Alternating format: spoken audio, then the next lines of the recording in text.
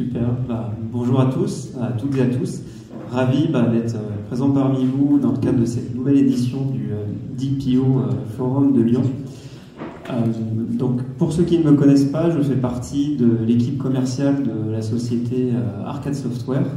Arcade Software qui est un éditeur de logiciels français avec une expertise sur l'anonymisation. Donc, dans le cadre de mes fonctions, j'échange avec des DPO, mais aussi des RSSI et des DSI autour de leurs enjeux liés à la protection, sécurisation des données dans leur environnement hors production. Aujourd'hui, je vous propose d'aborder la question suivante, qui est de comment naviguer dans l'écosystème des données sensibles pour répondre à vos enjeux de sécurité et de conformité. Le but, c'est de vous faire réfléchir sur le sujet et de vous partager des bonnes pratiques que vous pouvez appliquer dans vos structures. Pour répondre à cette question, on va traiter 4 points. Identifier les données à protéger, suivre les réglementations et tendances cyber, désensibiliser la donnée, et faire de l'anonymisation un pilier stratégique. Donc, première bonne pratique, donc déjà, c'est bien sûr identifier les données à protéger. Donc déjà, quand on parle de données personnelles, données sensibles, de quoi on parle? C'est simple, données personnelles. On parle de toutes les données à caractère identifiante, donc nom, prénom, adresse mail, numéro de sécurité sociale et autres. Et données sensibles, ça va dépendre de votre secteur d'activité. Par exemple, dans le secteur de la santé, ça peut être d'allier un nom et un prénom avec une maladie, ou dans le secteur bancaire, le nom de allier un nom et un prénom avec le fait d'être interdit bancaire, par exemple. Donc ça va dépendre de votre secteur. Ces données-là, personnelles sensibles, bien sûr, elles circulent un peu partout dans l'organisation. Et c'est là où tout est le challenge. À l'écran, on a un aperçu de quelques environnements dans une entreprise où on retrouve de la donnée. Donc au centre, on trouve l'environnement de production, qui sont des environnements ultra sécurisés sur lesquels on n'a pas le droit à l'erreur. Et normalement, vos outils qui sont en production et vos infrastructures sont équipés pour protéger la donnée dans ces environnements-là. Par contre, cette donnée, il arrive qu'elle sorte pour alimenter d'autres environnements qui sont, pour le coup, beaucoup moins sécurisés. Par exemple, environnement de fabrication logicielle. Donc c'est les équipes IT en interne qui ont des équipes de développement pour faire du développement applicatif. Ils vont avoir besoin de prendre de la donnée client réel de la production pour faire leur développement, faire du test applicatif. Bien sûr, ils n'ont pas le droit de prendre de la donnée réelle parce qu'il y a des risques de fuite, perte de données dans leur environnement. Autre cas d'usage, un environnement de formation. J'ai eu le cas de figure récemment dans le secteur public où il y a eu une refonte d'un logiciel et il a fallu former les collaborateurs à ce nouveau logiciel. Donc ils avaient besoin d'une version de l'application avec des données dans le cadre de la formation. Donc bien sûr, on ne va pas prendre des vraies données clients, mais on va prendre des données qui sont au plus proche de la donnée client pour la qualité de la formation. Donc pareil, on a besoin de données issues de la prod pour alimenter les espaces de formation. D'autres cas d'usage, c'est de sortir des données de la production pour les envoyer à des prestataires. Donc ça, c'est énormément fréquent aussi. Quel que soit il y a plusieurs cas d'usage, mais pareil, dans le développement applicatif, les sociétés de services, on doit leur envoyer des jeux de données. Donc le challenge, c'est comment faire, on ne va pas envoyer des jeux de données en clair. Et récemment aussi, on parle beaucoup d'IA, il y a de plus en plus de cas de figure aussi où on a besoin d'alimenter ces IA avec de la donnée. Pareil, on ne va pas alimenter l'IA avec de la vraie donnée, il faut trouver une solution. Donc là, il faut faire attention et voir où il faut protéger les données. C'est dans ces environnements hors production et bien voir avec les équipes quels sont les différents cas d'usage dans chaque environnement et où est-ce qu'il faut mettre le plus d'actions. Autre chose à faire, bien sûr, suivre les réglementations et les tendances cyber. Donc quand on parle de protection de données personnelles, données sensibles, bien sûr, on parle d'enjeux réglementaires, de devoirs réglementaires, et on a des textes qui nous orientent sur les actions, les bonnes pratiques, donc bien sûr RGPD, NIS2, DORA dans le monde bancaire, mais pas que, on peut aussi regarder les tendances en termes de cybersécurité, même regarder du côté des attaques, ce qui s'est passé. Récemment, on a vu qu'il y a eu des enseignes de la grande distribution qui se sont fait attaquer. Eh bien, ça vaut le coup d'aller voir en détail ce qui s'est passé. En l'occurrence, on a vu que c'était lié à des bases de données chez des prestataires et qu'on était sur des prestataires autour de la livraison. Donc ça vaut le coup de regarder quelles sont les attaques qui ont été faites sur votre secteur d'activité et de vous assurer que sur ces cas d'usage-là, vous de votre côté, avec vos équipes, il y a déjà des actions, des mesures qui ont été prises en compte pour éviter que ça se produise chez vous. Pareil côté CNIL, RGPD, les entreprises qui se font taper sur les doigts avec des amendes, pareil, ça c'est accessible. Donc autant regarder dans votre secteur d'activité quelles sont les entreprises qui ont été qui se sont fait taper sur les doigts et de voir le cas d'usage pour vous assurer que chez vous c'est couvert aussi. Donc une fois qu'on sait ce qu'il faut protéger et qu'on a identifié comment faire, l'une des actions, une des bonnes pratiques, ça va être de désensibiliser la donnée.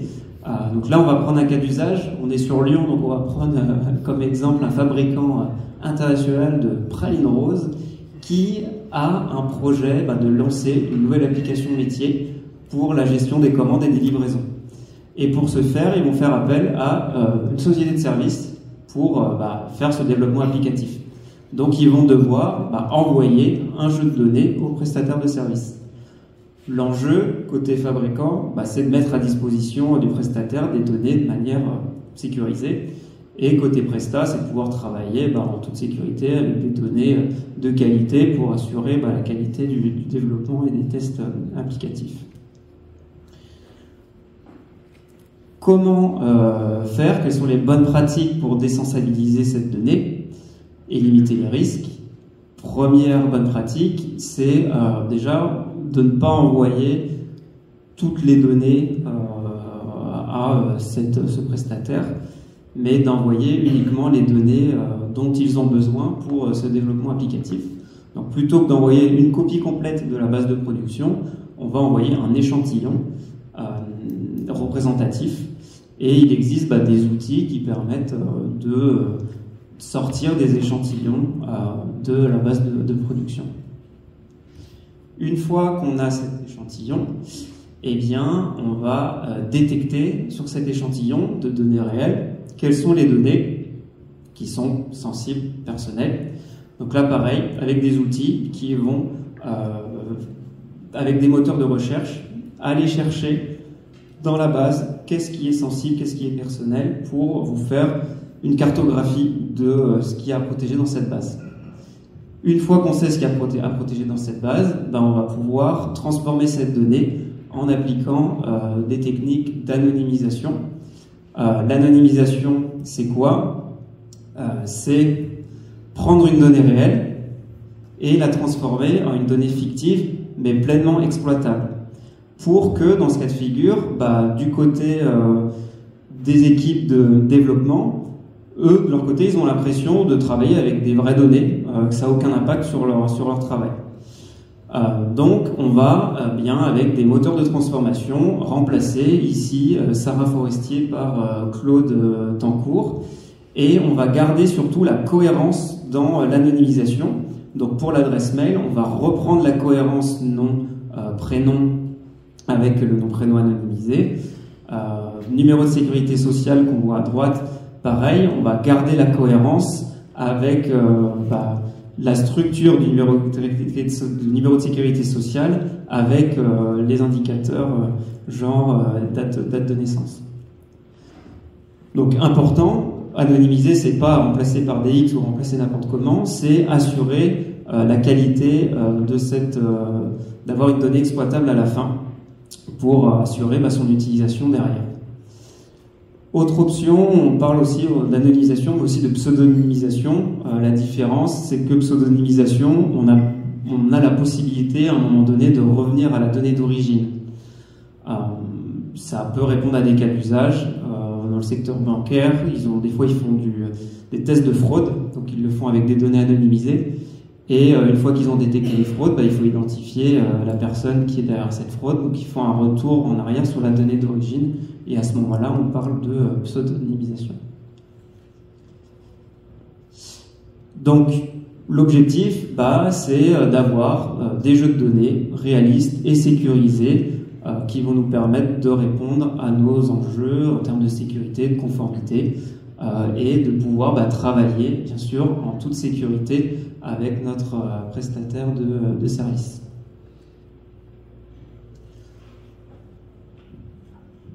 Maintenant, si on voit encore plus loin dans comment on pourrait utiliser cette anonymisation au sens large dans votre organisation, votre entreprise, eh bien, une vision cible, ça serait de prendre la base de données de production, en faire une copie, anonymiser cette copie pour ensuite alimenter les environnements des métiers. Donc alimenter les environnements de test, alimenter les environnements de formation, les environnements ressources humaines ou autres. Donc ça serait l'idéal, faire une copie de la prod, l'anonymiser pour pouvoir alimenter les environnements et que tout le monde puisse travailler en sécurité avec des données désensibilisées. Et en plus, ce qui est intéressant, c'est qu'aujourd'hui, avec les techniques d'anonymisation, on est capable d'assurer une cohérence de l'anonymisation dans les différentes bases de données. Donc en fait, du côté des tests et du côté des formations en ressources humaines, ça va être des bases de données différentes avec des technos différentes, mais on a la possibilité de dire Christophe Dupont, il va être anonymisé, transformé de la même manière dans toutes les bases, développeurs, formation, ressources humaines, quelle que soit la techno. Donc ce qui permet d'avoir cette cohérence et que au final, pour tout le monde, travailler avec un Christophe Dupont, c'est comme si c'était une donnée réelle, alors que la donnée réelle, c'était pas lui. Une autre possibilité, c'est de faire de l'anonymisation à la volée pour des applications métiers, par exemple, des applications qui ont besoin d'afficher des données de la production. Au passage, on va les masquer, les anonymiser pour que du côté de l'utilisateur de l'application, la donnée soit affichée, soit transformée au moment de l'affichage. Donc ça peut être une autre façon de faire, mettre en place ce genre d'anonymisation à la volée entre la communication entre les applications et la production. Et aujourd'hui, tous ces sujets, toutes ces techniques d'anonymisation, de pseudonymisation, c'est des techniques qui sont reconnues en tant que mesure de cybersécurité. Donc autant les utiliser. Donc voilà pour cette présentation.